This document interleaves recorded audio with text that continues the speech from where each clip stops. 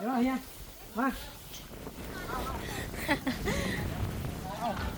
เด็กน้อยวันนี้กินนิดเดียวกินนิดไปไหนเด้อยำเด้อไว้อย่างนี้ยำอ้าวลุงกินเลยมียำเป็นขนมมันเลยกินนี่กินนิดไป ใจบ้านะ ขอบใจเด้อ น่ะปลาเล็กชายฮูกนี่เด้อโอ้เด้อน้อย เอ้าง่ายเลย สั่งมานะ เอาเอาหนึ่งครั้งเอาอันทองใหญ่นี่ กันเล็กกันจับ เร่ช่าง คนไหนน้อยจับเป็นคน จับได้น้อย นี่เอา ใจขอบใจ ยำ ลาย กินดิบนะ อ้าวแล้วก็ดูไอ้นะ นี่แหละเอามาในกระดาษเราบอกกินได้เดี๋ยวไอ้ต้มกับต้ม เอาตัวนี้เอาตัวนี้ เอา บ่เอาตัวน้อยกินนะ เอาตัวน้อยกินนี่กระดาษกินเลยเดี๋ยวบ่มาได้เด้อขนมของไอคิรี่เด้อนี่เด้อจากไทยกันเด้อนี่ก็ฝากมาFC คนฟังไทยเนาะไอคิรี่ไทยยำ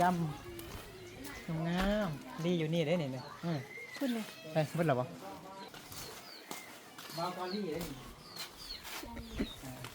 เอามีไก่เนาะเอายำทองน้อยกินลิ้นกันเลยกินดิบกันเลยเด้อต้องรีบมาเอาขนมมาแจกเล็กน้อยก่อนเนาะ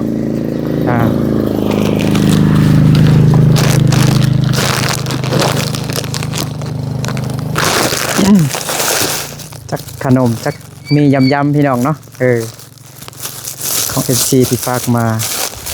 จากฝั่งไทยเนาะไอคิรีเพิ่นแพ็กมาแต่ไทยเพิ่นเลยเนาะเป็นขนมแล้วก็มีอันไว้ๆเด้แล้วก็ยำอันห่อเล็กเนาะกินกินละลาก็ได้พี่น้องเนาะเนาะ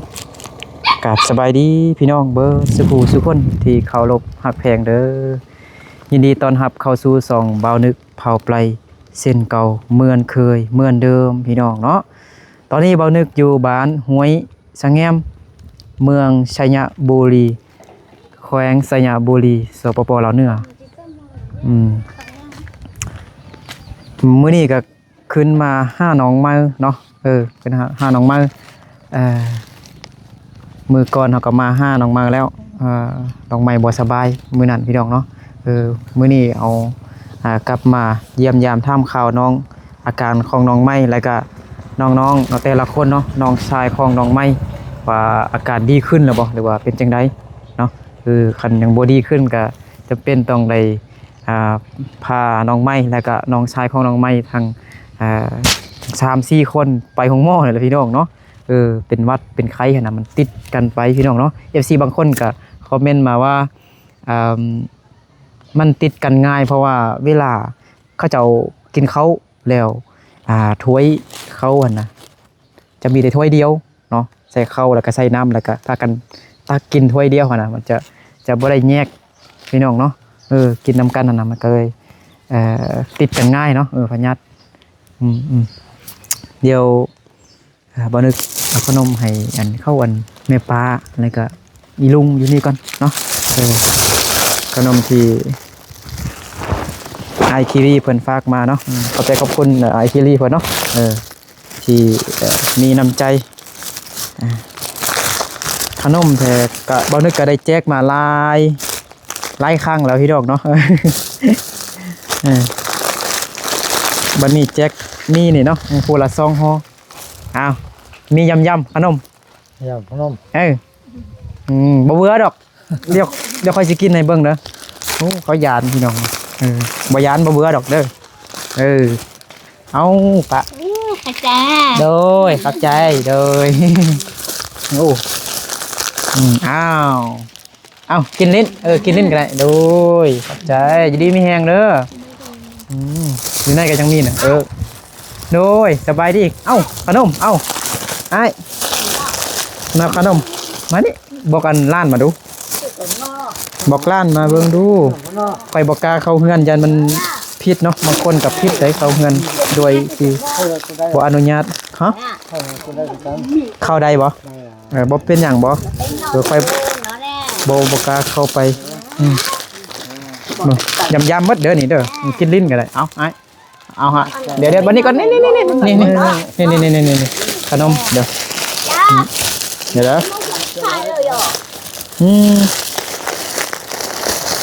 มีขนมอันนี้อยู่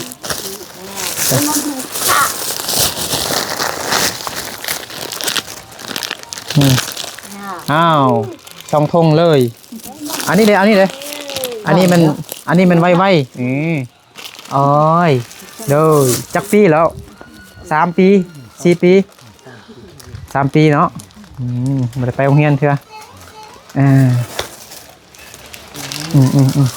โอเคขอบใจเด้อไปลิ้นนำน้องไม้ก่อนโอ้ยบายชายลิโดยสุขดีโอ้เด็กน้อยนี่เด็กเพื่อนมาหน่อยเอาขนมให้มาหน่อยนี่ก่อน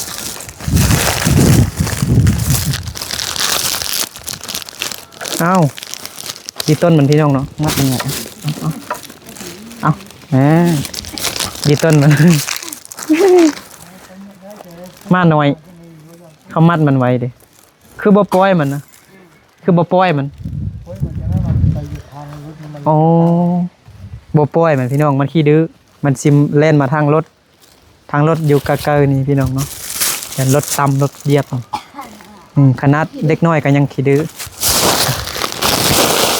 ไปหาน้องไม้ก่อนได้แล้วปิ้ง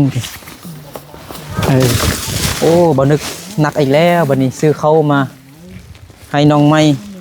25 โลมี FC ผู้ใหญ่ใจดีผู้ใหญ่ใจบุญทางอเมริกาฮะไม่ไอ้เกิด FC ทางอเมริกา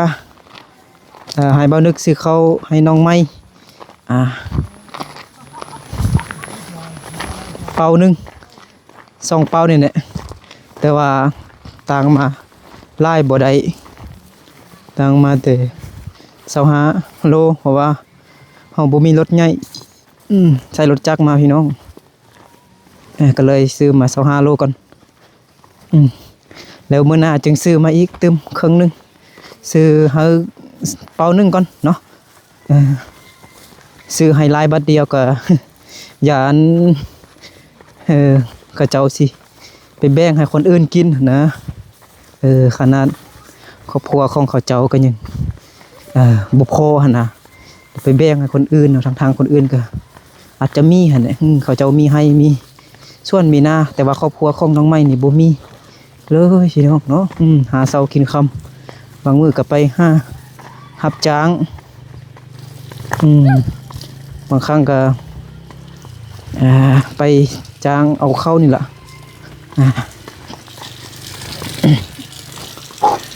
โอ้หนักตะมัดเลยไป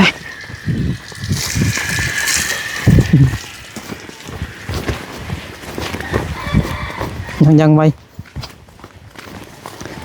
น้องไม้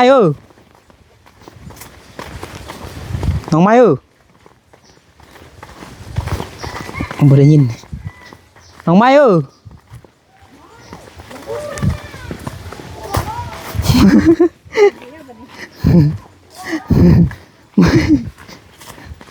น้องไม้อยู่ใกล้ๆเอิญโอ้ตะไลน้องไม้อยู่บ้านบ่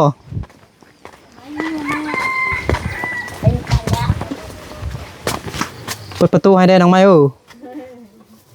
มีคนอยู่บ่มีนะเข้าไปได้เข้ามาเนี่ยเข้าไปบ่ได้บ่ใครประตูให้ให้จ้องหาตัวไหนมาสบายดีโอ้สบายดีพ่อแม่ยกมืองามๆสบายดีก่อนโดยสบายดีนบมืองามๆก่อนสบายดีโดยเอาตั้งมาไล่บ่ได้ซื้อ25 โลก่อนมื้อหน้าก่อนจึงซื้อมาอีกเขาไอเกิดอยู่ทางอเมริกาให้ซื้อมาให้พอเป็นไข้ดีบ่ ดีแล้วแต่มึงนี้เราตั้งอัน มือวันนี้ตั้งไม่เท่าไป เขา สัญ ถึ ญาง น่ะไปซื้อยาให้เราเป็น อ๋อ ลมรถอยู่เก็บทางนั้นเด้ ป้าพอน้องไม้รถล้ม พ่อน้องไม้คือกันนี่ อืม ยังไปบ่ได้ เล่นสาวเล่น มา ไปนี่ เด้อพี่น้องเนาะ ให้ซื้อยาเลย โอ้เป็นใครหมดบ่ เป็นให้ โอ้อันนี้น้องชายสบายดีเนี่ย พ่อเท่าคือกันนี่แหละพ่อเท่าว่าคือกันนี่แหละ อืมเป็นใครทางครอบครัวเหรอมีแต่แม่น้องไม้บ่เป็นเนาะ น้องไม้เตดีนั่นนึงล่ะ บ่แม่น้องไม้บ่เป็นเนาะพ่อเป็นน้องไม้โดยสบายดี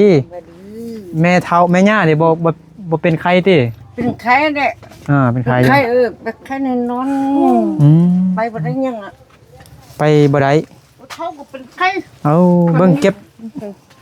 ขยะนี่ ทุกคนบ่จานเป็นไข้ อ่า แล้วก็เป็นไข้หมดทุกคน ดูคนนี้ น้อยไหมยายังบ่ให้เรากินเด้อให้เราบ่ผู้ใหญ่กินได้กินอันยากินอันตัวนั้นก็ได้น้องไม่ดีขึ้นแล้วกินยาเด้ กิน ฮะ กินอาหารเนี่ยกินข้าวถ้วยเดียวกันนี่ติดกันเนาะ ติดกันง่ายเพราะว่ากินเขานำกันหั่นนะสมมุติเฮาใส่ข้าวถ้วยเดียวเนาะเฮาก็ตักกินนำกันเนาะแล้วมันจะติดกันง่ายนะพยาธิต้องแยกทั้งพิษนี่ก็อันหมึกดังนะ ไง เป็นน่ะทั้งพิษน่ะ เรามันนอนนำกัน ยังมอง คือว่า ได้ เป็นเราเป็นน โดย ำทวิตกันยังต้องมา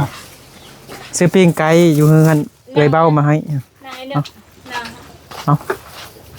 อันนี้ดูสิแกงยังน่ะ คุณพัก แกงผักมีข้าวกินหรอบ่ นี่มันเท่ากินน้ำเท่า หญ้ากะนี่ซื้อข้าวมาอีกเดี๋ยวนี้กินนำกันเด้อหญ้าเด้ปูน้องไม้ชงลีนอนแล้วชงลีบ่สบายเด้อ นี่แหละ ซึ่งดีคือกันในซึ่งดีเนี่ยตอนนี้เขาให้ ชงลีนะ นอกก็ได้หมึก นี่เราก็ได้เนาะนี่ไอ้เกิดอยู่ทางอเมริกาฝากเงินให้ซื้อข้าวให้เราไปซื้อเป้านึงแต่ว่าไอ้บ่มีรถใหญ่เอารถจักรมาเราตั้งมาเป็นเป้าบ่ได้ nãy ăn cá tôm một cái đó này ใช่ cá tôm một cái đó ไม่ไปซั่น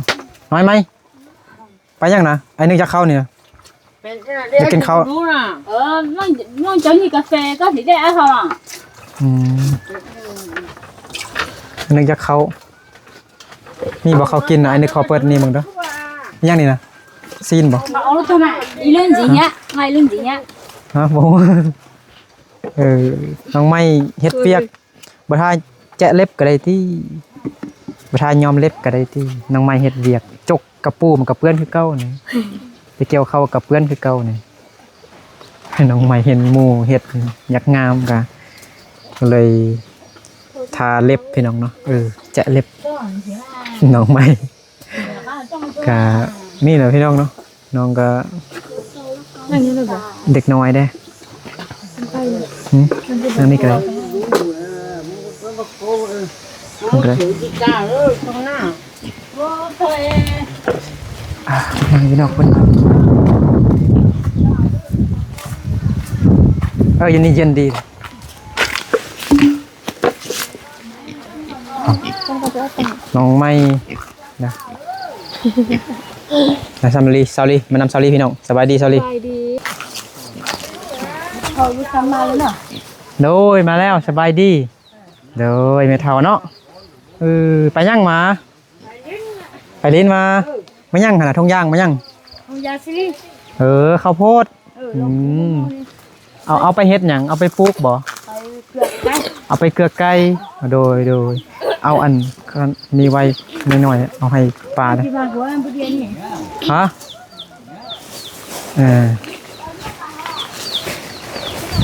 không không hơn mấy chừng à โดยcày đó โดยขอบใจ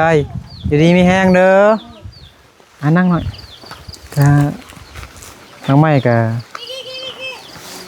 นั่งมาดูหน่อยแจ้งบ่อยู่นี่เย็นดีเนาะนี่ก็ได้นี่ก็ได้บ่อยากเว้าหลายนำน้องไม้เนาะน้องไม้บ่มีการศึกษาเด้เนาะบ่ได้เรียนหนังสือเนาะ เห็นหมู่เฮ็ดหยังล่ะก็อยากเฮ็ดเนาะตัวเองไงยังเฮ็ดเวียกอยู่เนาะอยู่บ้านก็ยังไปแจะเล็บคันจกกระปูกับเปื้อนคือเก่าเลยเนาะเฮ็ดเองวะนี่จักหน้อยเฮ็ดให้อ้ายหน่อยเด้อ ได้ เป็นกระเทยเลยอันนึกเป็นกระเทยเลยน้องไม้เนาะอันคนมงเนาะเขาเอิ้นน้องไม้นี่มันน้องไม้เลยน้องไม้แต่บ่นึกจะพิมพ์ชื่ออยู่ในคลิปมันมือเนาะมือนะเรามือนี่มันยันมันเอิ้นยากนะก็เลยเอิ้นไม้เลยไม้เนาะเป็นไม้น้องไม้อายุ15 ปีเนาะเด็กน้อยแล้วก็บ่ได้เข้าโรงเรียนเป็นครอบครัวที่หาเช้ากินค่ำมายังหั่นแหละคันมีคนจ้างไปเกี่ยวข้าวกับไปคันบ่มีคนมาจ้างไปเกี่ยวข้าวกับบ่มีข้าวกินอดเก็บผักหักหน่อไม้เก็บผักตามส่วนนี่ก็เอามานึ่งกินมันยังเนาะน้องไม้กินข้าวเช้าแล้วบ่ถามเธอได้ว่าบ่กินฮะ บ่ได้กิน บ่ได้กินบ่มีข้าวกินเลยจังได๋ มีแล้วกิน เขาเอาอยู่ใส่ กินน้ แม่ย่า ำแม่ แม่ย่าเอาอยู่ใส่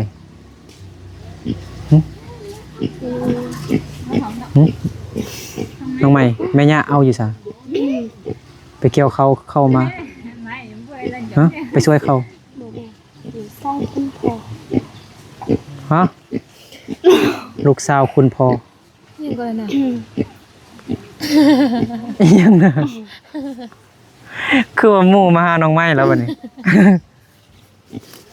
ทำอะไรกันเนอะ บอกมันสิกินขนมติมันกินบ่ลองให้มันเบิ่งเนาะ ลูกเอียงก็นึกว่าหมดจะกิน เอาน้อยเอาขนมให้มันดู มันยังคนหรอก บ่ยานคนเนาะ เล็กคนหรอกอีก โอ้ โอ้ไอ้หนูอยากกินขนม เอา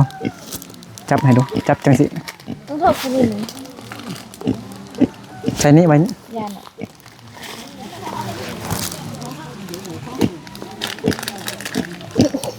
ถ่ายดู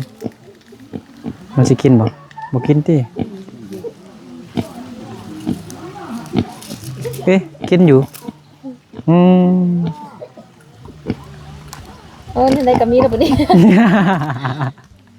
เมื่อกี้เกลือมาพี่น้องเนาะดีต้นมาหมู่มาแล้วก็เกลือหมู่ ปากมันเท่าไหร่ ตักน้ำเฮาน่ะโอ้ยแซ่บเลยเห็นบ่อีหยังน่ะน้องไหมมื้อนี้คือประมาณแต่ไอ้นึกมาเราเห็นมาน้อยอยู่พุ่นเขามัดไว้ยันมันไปทางรถลายยันรถเหยียบรถต่ำเราก็จะเอาโซมมัดไว้มานี่เราหมู่มาหาแล้ววันนี้ หมู่เพิ่นหน่อยบ่ฮู้สัตว์กะโอ้บ่เขาบ่เกลือมันบ่เนาะ เขาบ่เคือเขาอันติ ก็บ่เกลือมันมาหาน้องไม้เด้น้องไม้งามเด้เนาะมันบ่อยากมาอยู่นำน้องไม้คือบ่กินข้าวเช้าเจ็บหัวดีแล้วแม่นบ่กินยาที่นึกซื้อให้ดีเลยเนาะแล้วบัดนี้ต่อไปเราน้องชายของพ่อก็เป็นไข้เป็นหวัดอย่างไข้หวัดอย่างนี้ติดต่อกันกินข้าวถ้วยเดียวกันเลยบ่แยกถ้วยตักกินข้าวนำกัน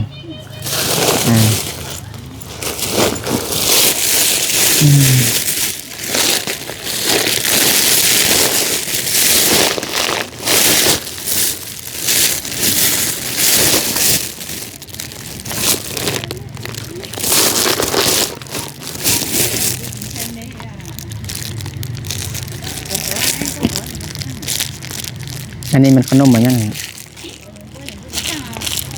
เขาเอามาแต่ไทยพุ่นนี่ให้หมูกินเนาะมันกินบ่เอาทำไม เอาให้มันกินเดี๋ยวมันกินบ่ทายหมูแต่น้อยเอามันกินบ่ โอ้กินเบิดวันนี้ กินบ่บ่กินติกินแต่อันนั้น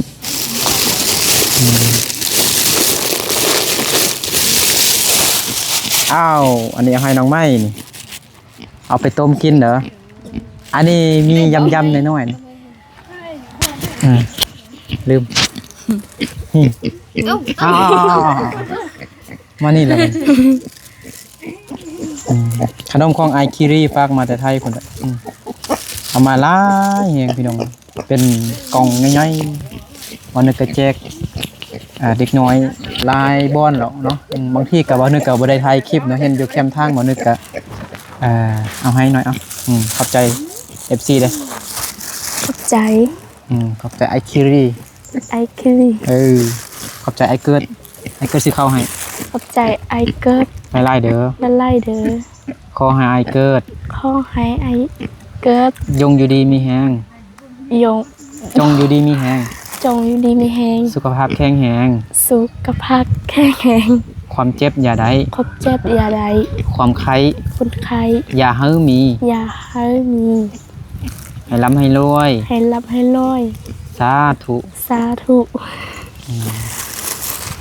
ไอเกิดให้ซื้อเข้ามา1 เป่า2 เป่านี่แหละเอามาลายบ่ได้เอามาเท่าละน้อยเงินยังเหลือก็สิเฮ็ดเฮือนเลยมื้อนี้ต้องเลยบอกเข้าต่างไม้มาก่อนต่างไม้เปลี่ยนไม้5คน10ไม้48อยู่บ้านเกิดเมืองนอนของบ่าวนึกอยู่บ้านห้วยเพาะบ่าวนึกสั่งไม้อยู่บ้านบ่าวนึกพุ่นเขาเจ้าพางามแน่แล้วก็ถึกได้พี่น้องเนาะไปพุ่นกันไปเอาท้องนึงเลยบอกให้คาบไปบอกลองมึงนะบ่กินบ่ เข็ดแล้ว กัดกินเองก็ได้เนาะบ่ให้กวนเฮากัดได้บ่กัดได้ตื่นมื้อนี้ก็น่าจะได้ตังอยู่ตังใหม่มาพี่น้องเนาะเดี๋ยวสิบอกเพิ่นเขาเจ้าสิเอานำเท่าใดเนาะเอารถใหญ่ตังเอาเลยบางทีเที่ยวเดียวนี่น่าจะบ่ได้ที่มันไม้หนักได้มันลายเด้พี่น้องเนาะ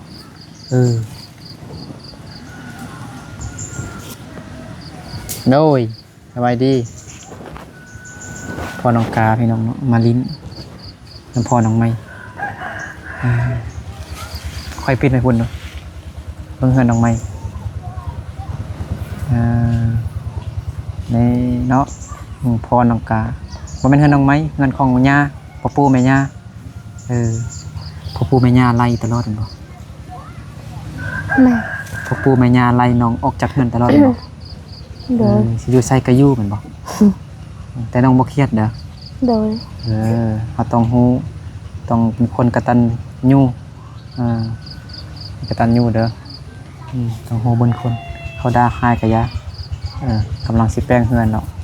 น้องไม้ต้องฟังความไอ้นึกก่อนน้องไม้ต้องฟังความไอ้นึกก่อนเข้าใจบ่ เข้าใจ ฟังความแปลว่าหยังฮะฟังความแปลว่าหยัง เป็นบ่ได้ แม่บ่ได้ภาษาเมืองว่าจังได๋ฟังความก้มลงกูให้เด้อ ก็หลบกูให้เด้อมีหยังก็ฟังแฮงดอก ก้มลงกูให้เด้อ ก็มองของเลยโลยากเนาะบอนที่เฮ็ดส่วนทางล่างเฮือนหั่นทางล่างบอนที่น้องไม้ขุดดินสิปลูกเฮือนหั่นน้องไม้กับแม่ทางเด้อน้องไม้ดีขึ้นแล้วแม่นบ่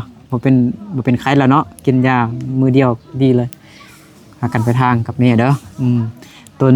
ไม้เยอะบ่ต้องตัดเด้อFC เพิ่นที่เบิ่งน่ะเขาบ่ให้ตัดต้นไม้เยอะมันเป็นห่มเป็ดไก่เอาตะนางเล็กหั่นไปฮอดอันห้วยยีลุ่มหั่นเด้ห้วยนี่นะหูบ่ตะนางแล้วก็ ปล่อยเป็ดไก่กะเลาะอยู่เขตห้วยหันมันจะกินน้ำมันก็ลงไปกินน้ำอยู่ห้วยหันน้องไม้ก็มีแต่หน้าที่ไปเกลือมันไปปลูกไก่ปลูกเป็ดฮู้บ่เข้าใจบ่อยากเลี้ยงช้างอันนี้ก็ซื้อช้างมาให้เลี้ยงอยากเลี้ยงช้างบ่ฮู้ตัวช้างบ่ฮู้ตัวเสือบ่เลี้ยงเสือบ่ฮะตัวเสือมันเป็นจังไดเป็นสีหยังโมโห บ่ฮู้ซั่นมันฮู้ตัวหมูบ่ฮู้ตัวหมูบ่ตัวหมูตอนนี้มันอยู่มอเฮานี่อยู่กลางเฮานี่หมูตัวหมูอยู่ซะโอ้ยจังไมเอ้ยนี่แหละจังไมบ่ได้เข้าโรงเรียนเนาะถามอีหยังก็บ่ฮู้ขนาดสัตว์ก็ยังบ่ฮู้ถามตัวช้างฮู้ช้างบ่ฮู้ฮู้เสือบ่ฮู้ฮู้ตัวหมูบ่ฮู้จังไมเกลือหมูเมื่อกี้นี่ก็บ่ฮู้ซ้ำนี่ตัวหมูนี่ตัวหมูเฮาเกลือเอายำให้มันกินเมื่อกี้นี่เด้นั่นกำลังเลาะกินผักกินหญ้าอยู่ นั่งอยู่นี่เย็นดีพี่น้องมันเย็นกุ๊กกล้วยนี่กุ๊กกล้วยในปาซี่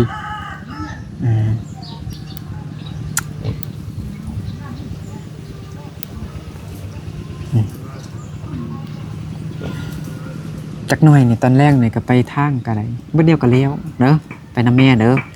ใส่ถุงมือไอ้นึกมีเวียกไอ้นึกสิไปเบิ่งไม้ก่อนเด้ไปทางไว้เลยเงินที่ห้างมื้อนั้นหมดแล้วบ่ยังจักแสน2แสนยังเส้นหนึ่งยังแสนนึงโดย1แสนเอาไปเฮ็ดหยังแล้วไปซื้อหยัง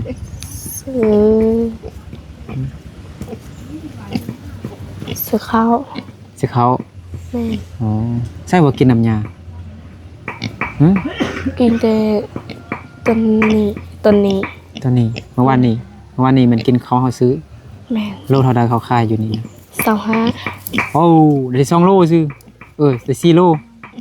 มันบ่4โลนี่โอ้อยู่นี่10คนพี่น้อง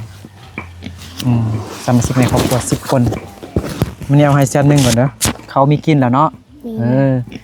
ของกินในคันบ่มีก็เก็บผักไปเลาะ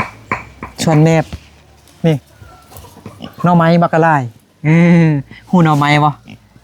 มันเป็นแนวใดหน่อไม้นะมันเป็นแนวใดหน่อไม้บ่ฮู้อีกดอกหน่อไม้มันเป็นจังไดน่ะเฮาไปเอาหน่อไม้เนี่ยเฮามีหยังเอาไปนำอุปกรณ์เฮานะมีผ้ามีเสียมมีส่วนบ่มีจกกระบอกแล้วแต่เฮาสะดวกไปตัดไปเอามันเนาะไปเก็บหน่อไม้มาแกงกินก่อนตะกี้ไอ้นึกก็บ่มีข้าวกินไอ้นึกก็กินแกงหน่อไม้กินผักกินหญ้านึ่งแล้วก็กินแทนข้าวเด้ไอ้นึกยังบ่มีข้าวกินตะกี้น่ะกินแต่ผักหญ้าขุดมันต้นมันสำปะหลังมากินแทนข้าวตะกี้น่ะไอ้นึกนะยังไปโรงเรียนได้บ่มีข้าวกินบ่มีเงินไปโรงเรียนก็ไปตะกี้พ่อแม่บ่เอาเงินให้จักกีบทรงเสื้อก็ยังนุ่งสุดเก่าตั้งแต่วันจันทร์ฮอดวันศุกร์ตอนแรง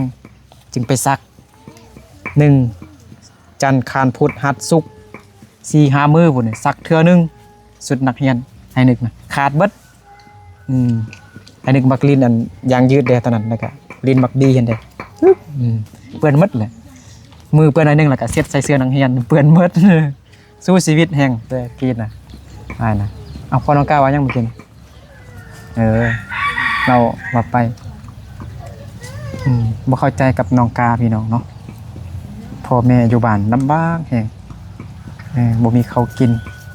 บ่มีเงินซื้อข้าวกินอีหยังโทรหาลูกก็บ่ติดว่าซั่นพอน้องกาเว้ามื้อนั้นน้องกาก็บ่รับสายบ่ส่งเงินให้พ่อแม่อีกว่าซั่นเมื่อยเนาะน้องใหม่จะไปเฮ็ดเด้อฮู้บุญคุณบ่อันบ่ฮู้ซ้ำคำว่าบุญคุณ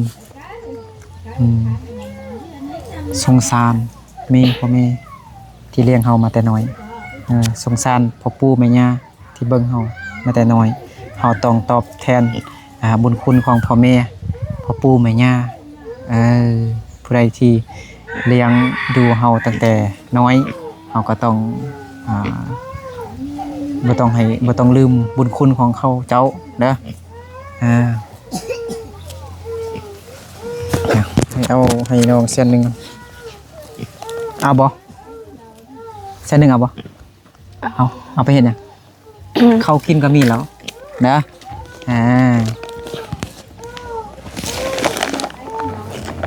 เอาร้ายนี่บ่มีเงิน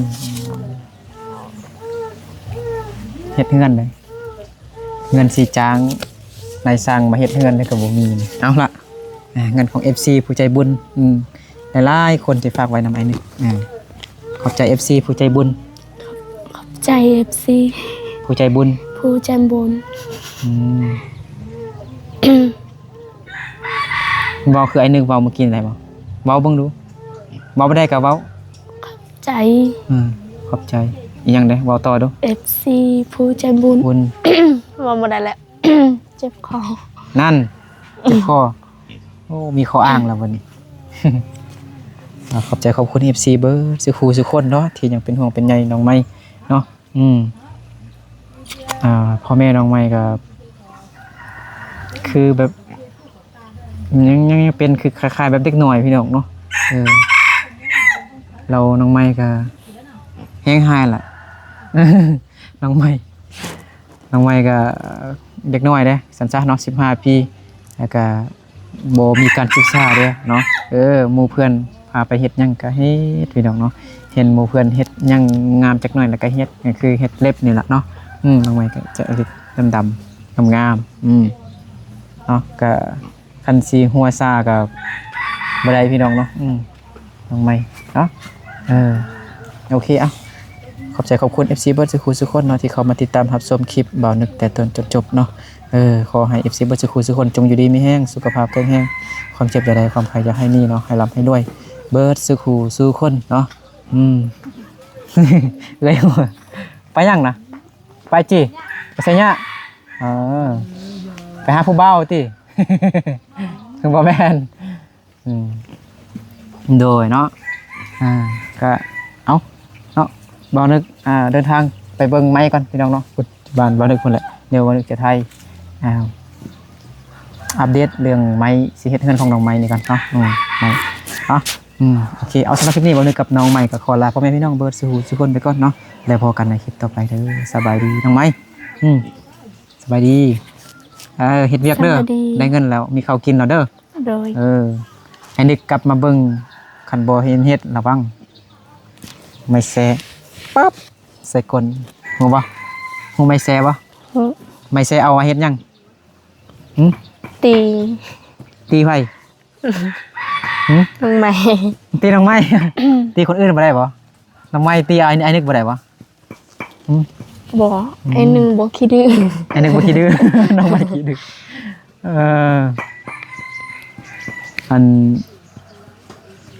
น้องไม้หาไอ้นึกตีหยังคันน้องไม้ดื้อเนี่ยสมมุติไอ้นึกเอาไม้แซ่นี่ตีนี่หาไอ้นึกเอาไม้แซ่นี่ตีหยังตีบอลใดตีบอลใดฮะตีมือตีก้นบ่ได้บ่ จับจังสิปั๊บสิก้น กดแดงหมดเลยฟังความเด้อโอเคพี่น้องไปพี่น้องเนาะเดี๋ยวเดินทางไปก่อนเนาะไป